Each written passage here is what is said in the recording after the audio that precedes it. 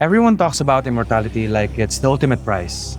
Living forever, unlimited time, no decay, no final goodbyes. It's framed as the end goal of human progress, the one problem we've always been trying to solve. Because death is treated like a flaw, a design error, something that cuts us off just when we're starting to understand the world. So, of course, we want to defeat it. And now, for the first time in history, it feels possible. But have you ever noticed something strange about stories where death is removed? People don't become happier. They don't become wiser. They don't become more human. They become bored, detached, cruel, or empty. And once you start noticing that pattern in fiction, you start seeing it everywhere.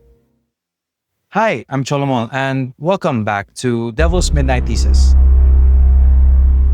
This is where we talk about the dread of reality using your favorite fandoms, movies, shows, stories we obsess over, and follow them far enough to see what they're actually warning us about. Tonight, we're not asking if immortality is possible, we're asking what it does to the very idea of meaning.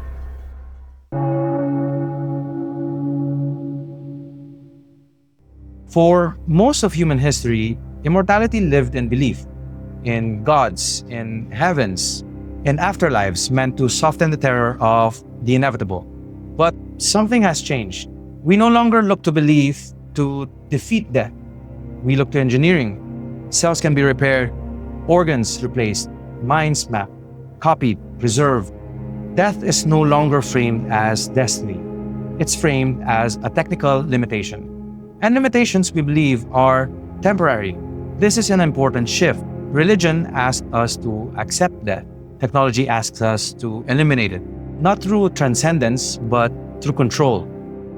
In Blade Runner, the replicants don't ask to live forever. They ask for more life. I want more life, Father. More time to love, more time to remember, more time to mean something. And because their lives are short, they burn intensely. They cherish moments humans barely notice. They fear loss, honestly. They grieve deeply. Their mortality is what makes them feel human. The film quietly suggests something unsettling. It isn't eternity that gives life meaning, it's limitation, which raises the obvious question, what happens when limitation disappears entirely? Altered Carbon answers that question without romance. Here, consciousness can be stored, bodies can be replaced, death can be delayed indefinitely. But immortality isn't shared, it's purchased. The wealthy don't seek enlightenment, they seek continuity. This isn't sacrifice, it's theater. If you care so much, then why don't you just buy them new sleeves? You're saying because I cannot fix everything, I shall fix nothing at all. Time becomes property. Years become assets. Existence becomes something you accumulate. I chose to wear my unique objects. They tell us it's illegal to download the human mind into anything but the human body. But I say fuck that. Laws don't apply to people like us. This is not transcendence, this is ownership. Immortality stops being about living and becomes about never making room, never yielding power, never relinquishing space, never stepping aside for the next generation. I wasn't any further than I'd been when I walked in the door. But one thing I knew for sure, not one of these people gave a damn about any life but their own. And slowly, something decays. Cut holes in me anywhere. Fuck me in them. Tear me apart, General. Rip me open with that big. Identity erodes, violence becomes casual, and empathy becomes optional. Because what we have in abundance, we take for granted. Even time, especially life. Is this gonna be the man I am? You lived too long. I believed I had a line I would not cross. I believed I had a conscience.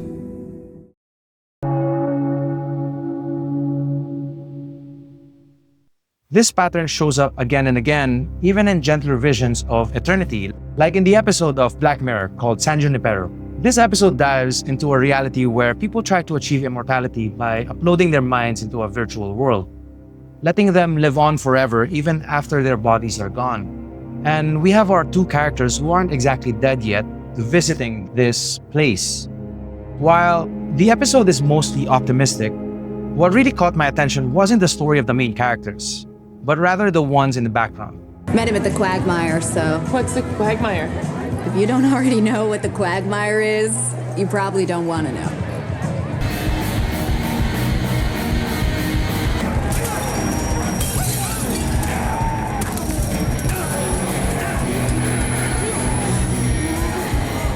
Something about them feels cynical, and that's when it hit me. You want to spend forever somewhere nothing matters? End up like Wes?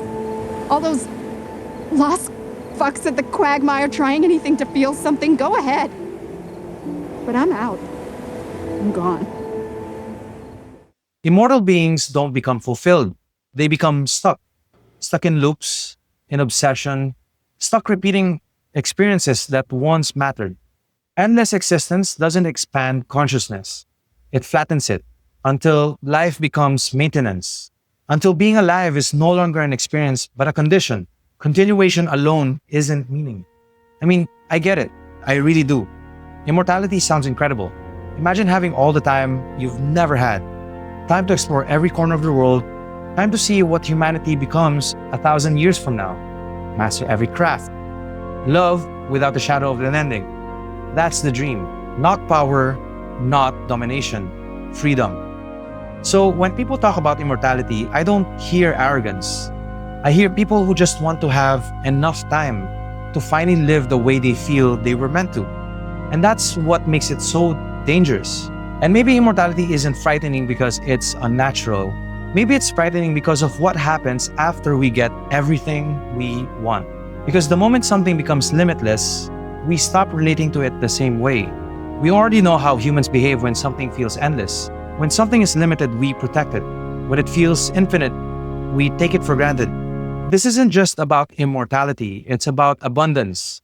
Meaning doesn't survive excess. It survives pressure, urgency, constraint. The knowledge that this moment matters because it won't come back.